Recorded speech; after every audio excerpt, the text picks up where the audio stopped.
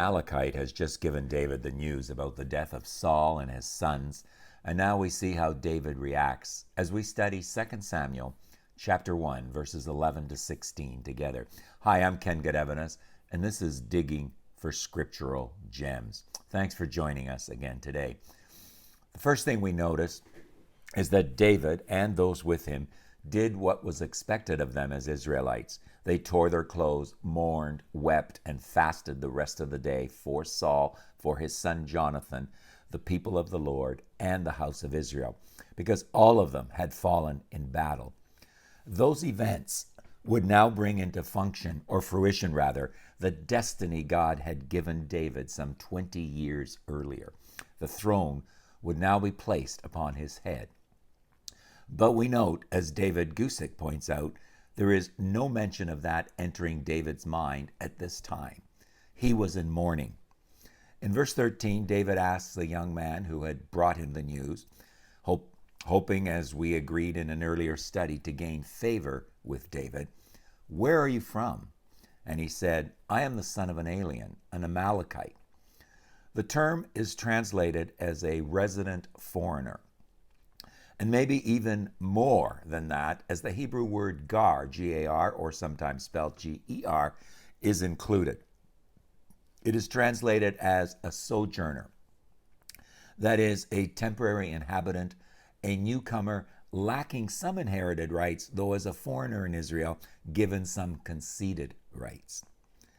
The NAT editors say that in Mosaic law, the ger or gar could join the covenant, be circumcised, offer sacrifices to the Lord, celebrate the festivals with Israel, were given equal protection under the law, and received some social welfare along with the Levites. The Gers appear to be converts or naturalized citizens with minimally different rights. For example, they could not own land, only houses. So the young Amalekite was trying to position himself as one of those Amalekites and not those that David had just fought with. And for that very same reason, David would have well expected him to know better than to slay the Lord's anointed. Then in verse 14, the text says, David said to him, although it was in the form of a question, "How is it that you are not afraid to stretch out your hand to destroy the Lord's anointed?" You will remember that David had at least 2 opportunities to kill Saul, but refused, saying it was not his job to kill the Lord's anointed, as Saul had been anointed by God, even though he had not been God's choice for Israel. And in verse 15, without waiting for an answer, David ordered one of his own young soldiers to go cut him down. And the young man obeyed, and the Amalekite died. You see, David's grief was real, and he acted on it, killing the one who claimed he had killed Saul. The Amalekite, Gusick says, could have made any one of numerous excuses, but David would not have accepted any one of them. Verse 16 has David, most likely immediately after the Amalekite had been killed, saying to him, or to his dead body, and thus really to those that were nearby as a lesson perhaps, quote, "Your blood is on your hand, for your own mouth testified against you, saying, I have killed the Lord's anointed." Not sure that the Amalekite actually said those very words or understood he had been guilty of that sin, though. But the point is well made for us. And the idea behind this passage is not to harm or go against or kill the Lord's anointed. This has always been a tough one for many Christians. Let's examine it a little further. The use of words or the whole phrase, the Lord's anointed, in one form or another appears 11 times in the New American Standard Bible. 9 of those times occur in 1 and 2 Samuel up to this point of our study. The 10th time occurs later on in 2 Samuel, and we'll come to that. And the last or 11th time occurs in Lamentations. There are a couple of highlights we should be aware of as follows. In 1 Samuel chapter 24, verse 6, David says it was not his job to harm or kill Saul. In fact, in the previous verse, he felt badly about even cutting the hem of his garment off. In 1 Samuel 26, verse 11, David repeats what is forbidden and only has his men remove Saul's spear and water jug.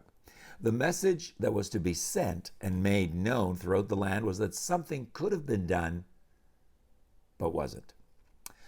In 1 Samuel 26, verse 16, David admonishes people for not, quote, guarding the Lord's anointed.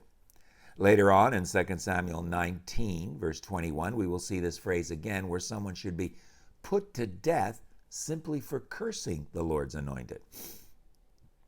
To summarize then, it appears we are not to kill or harm or curse the Lord's anointed. On the positive side, it appears from Scripture that we are able to simply warn the person, him or her, of what could happen to them should they continue in their evil ways. And also it is clear that we do have a responsibility to guard them.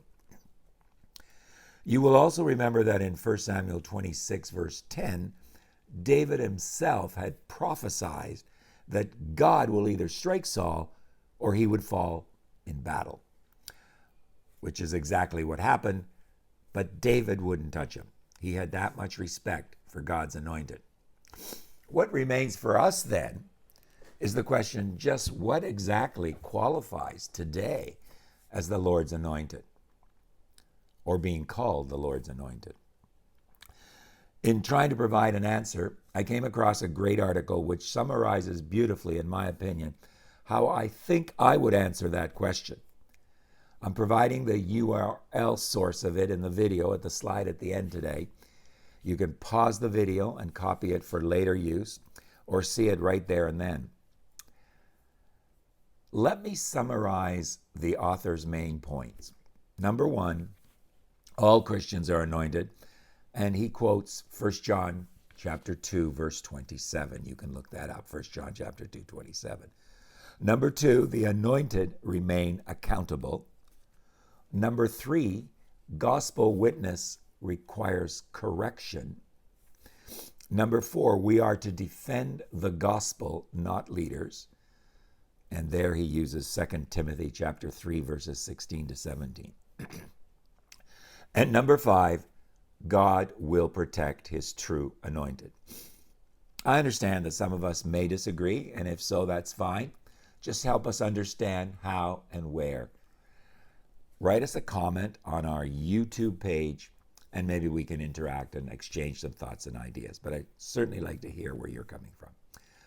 Finally, we can't leave this passage without stating that while David had great respect for God's anointed, he had no mercy for those who didn't, and thus the Amalekite is killed.